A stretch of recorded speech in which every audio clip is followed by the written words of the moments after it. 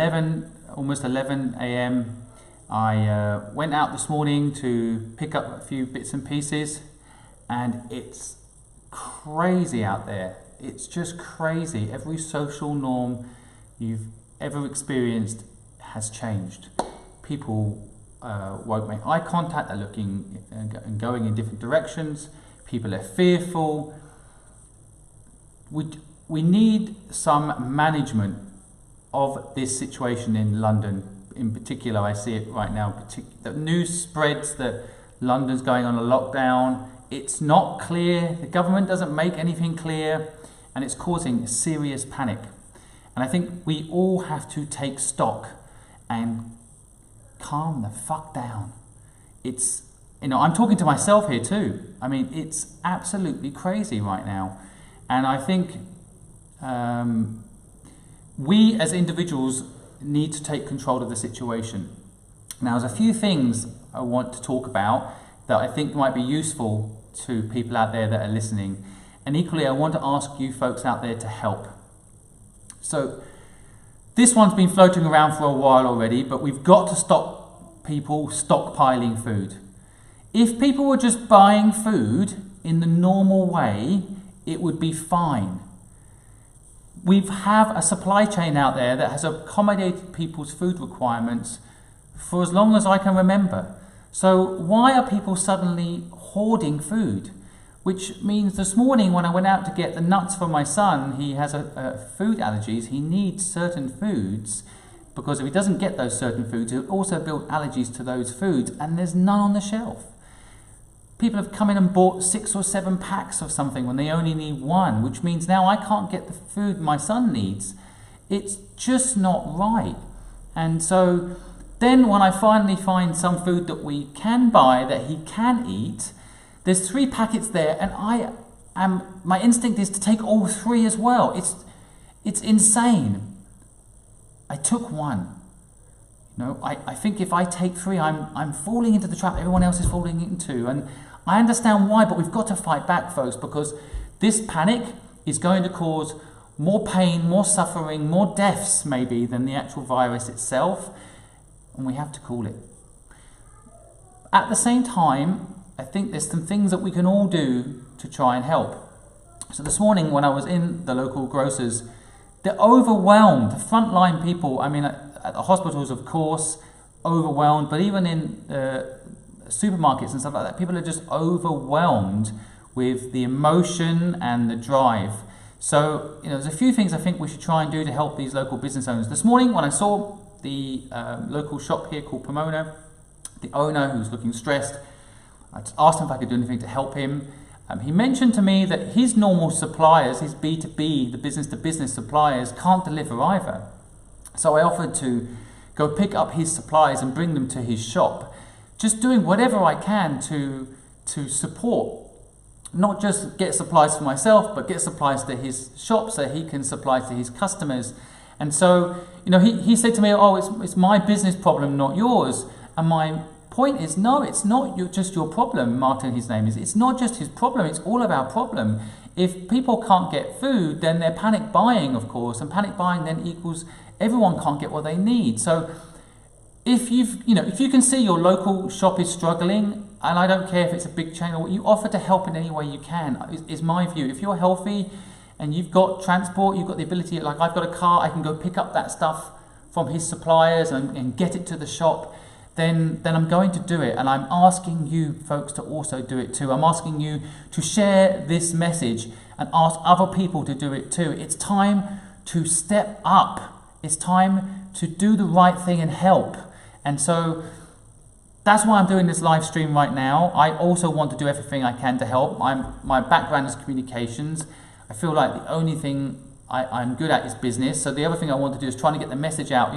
I started this hashtag coronavirus pledge, where people promise not to overbuy. And so the problem is, I keep saying it, the problem is everyone overbuys, then even myself, I'm a rational person. I've got to feed my son. I've got to get him the food that he needs, and I'm falling into the panic buy feeling too. It's insane. So, we've got to bring it back down. Please stop panic buying, folks. If everyone calms down, then the supply chain goes back to normal and everyone will get food that they need. Then if people can't get food online, the other thing I've offered to people is we get food delivered to us. We registered years ago on things like Ocado and these other platforms. So we're able, it's a long queue to get onto them and make orders, but we can put orders or add people's food orders onto our order. Some people can't even get on Ocado, some people don't have an account. So I said to a few people on the street that I bumped into, hey, give us your food orders and we'll put it onto our food order. So, start to help the system, people around you, start to think about how you can support your local community. People that are homebound, can't get out, maybe consider dropping them a note through the door, just asking them what they might need. I really think this is the time to step up, folks. This is the time to get out there and show what you're made of and help. I wanted to also say a few things. I think small businesses are really going to suffer. I did a previous video live stream yesterday about 6 ways you can help. I can quickly jump through that, but one thing before I do that, I've been inundated by people who are emotionally charged and very upset that businesses pretty much overnight have been wiped out thanks to closures or and so on. So a message to people out there that are suffering right now. I want to tell you a story. This has happened before. I have experienced this whole situation before. In 2003, I was living in Hong Kong. Please listen to this story, please. I want to zoom in the camera. I want you to listen to this story very carefully. This has happened before. This has happened before. And this is what played out. If we stay calm, we're going to get through this. This is what happened to me. In 2003, I was living in Hong Kong and SARS virus hit. It was the original coronavirus problem. I'm going to zoom back out so it doesn't feel so dramatic. Still learning to use this live streaming equipment, so forgive me. But in 2003, SARS hit Hong Kong. And it was very similar to this. There was a huge lockdown. There was a huge panic. Back then, we'd never had any experience of anything like this before. So there was confusion alongside panic. And what I learned going through that whole process in Hong Kong, I learned a lot of things. I learned how to survive as a business. I learned how to survive mentally. And I think part of it is perhaps listen less to the news media. Now, I'm not saying don't be aware of what the alerts are, but don't get consumed by the headlines. Like one I saw the other day was just 250,000 people are going to die. Oh God, please. Imagine if that was a headline about buses. 400 million people are going to get hurt by buses in the next 24 hours. I mean, what good is that information to you anyway? So maybe just, any information that comes your way, some of it just put to one side. Try to ignore it. Ignore anything that creates a panic feeling, okay? Because I don't think it's healthy or useful. And I can tell you, the end conclusion of my experience of going through this virus in Hong Kong in 2003 is we will come out the other side if we don't panic.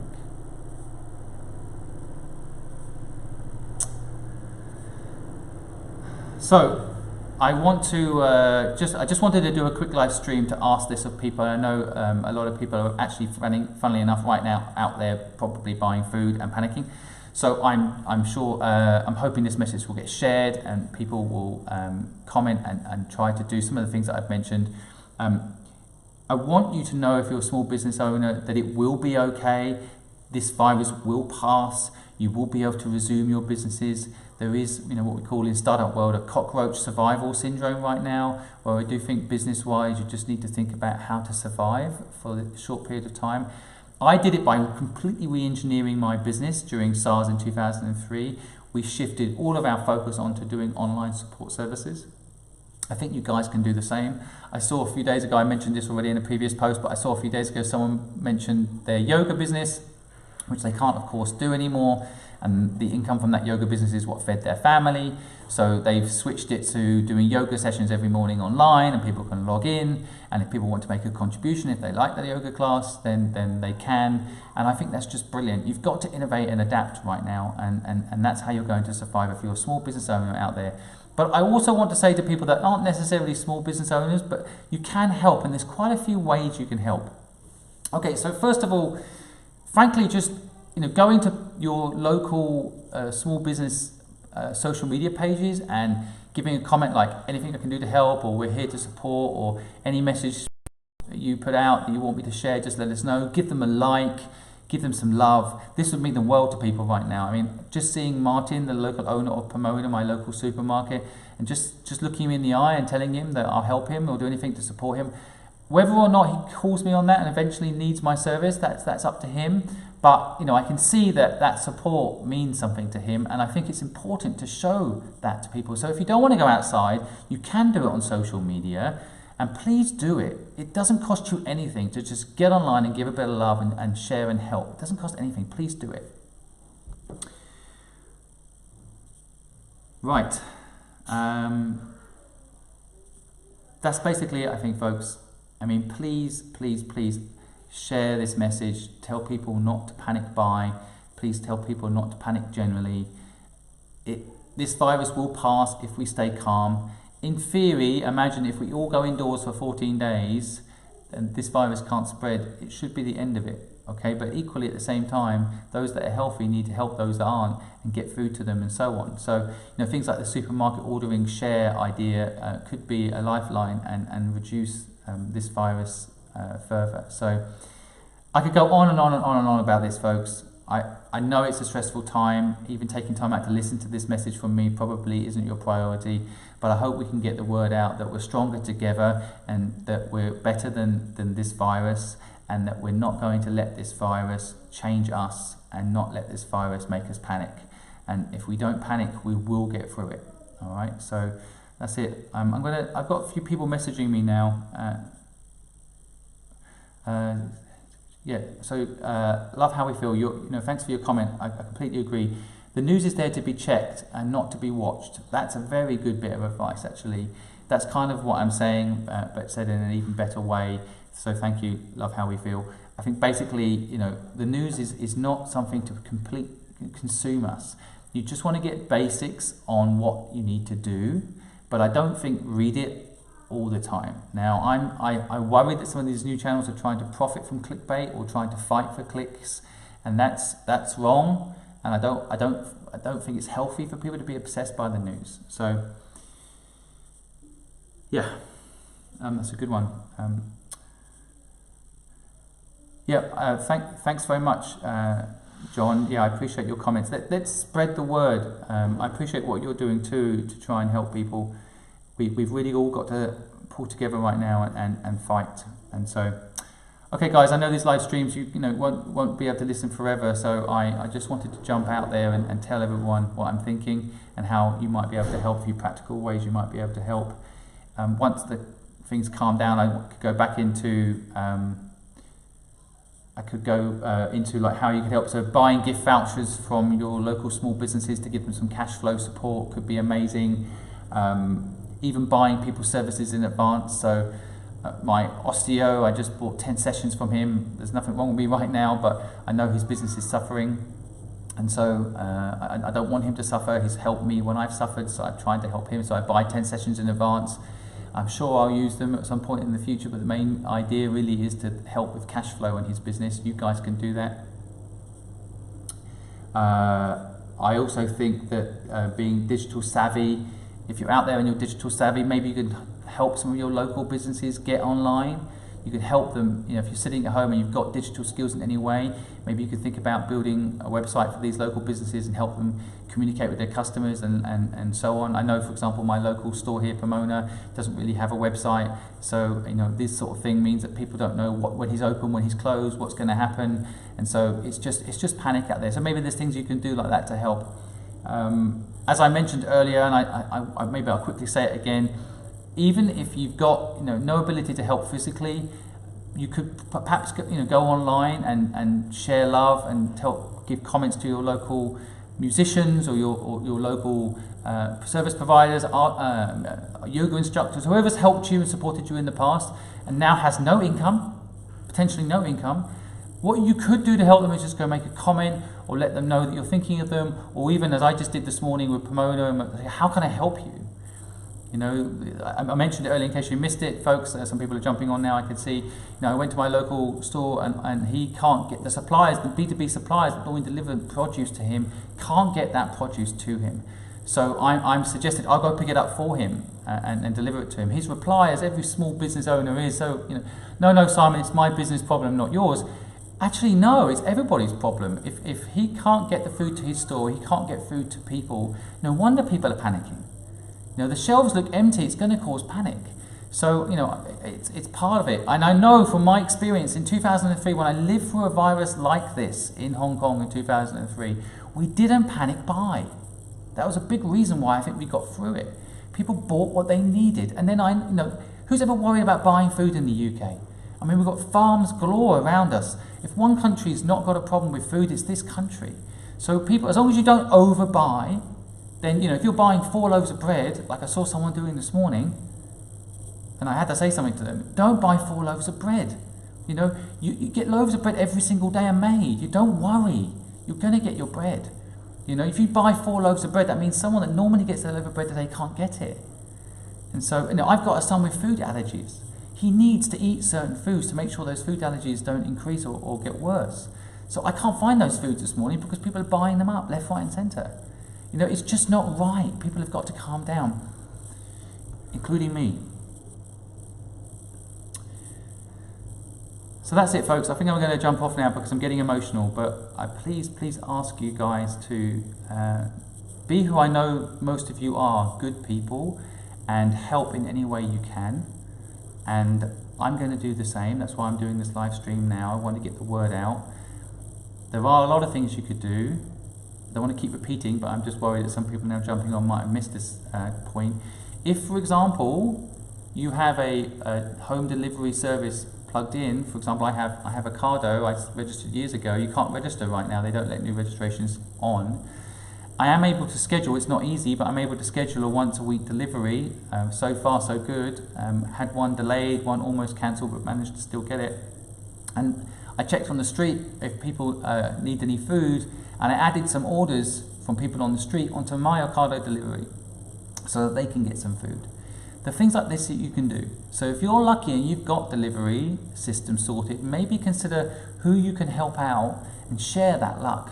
Share that luck with other people, okay? And so, yeah, help local businesses if you can. Don't panic and share your luck if you've got it. I think that's a good conclusion to this quick live broadcast this morning. I've got a few things going up. I've got a podcast going live today that is from an entrepreneur. Maybe you'll find it calming and inspiring. He talks about work-life balance in particular, how he's managed to achieve it in life by spending a lot more time with his family. And I think the coronavirus is giving us all that. If we look at some silver lining to this nightmare, hopefully we are all able to spend a bit more time with our family. And maybe we should not listen to the news and enjoy that moment with our family. That's something I noticed when I spoke to my son yesterday about what was happening. You know, he lives in the now so much more than me, and I envy that, and I think we should also try and do that. So that's it, folks. I'm gonna jump off now, and I hope you found this information useful. If you did, please share, please comment, let me know how I can help you. If you're a small business owner out there suffering right now, let me know what I can do to support you. Even if it's just some advice, I'm happy to jump on a call, happy to jump on a Zoom, happy to jump on a Skype and see if I can help you. Equally, I'm doing what I can in the streets to try and give people support. That's it, folks. Do what you can and stay safe.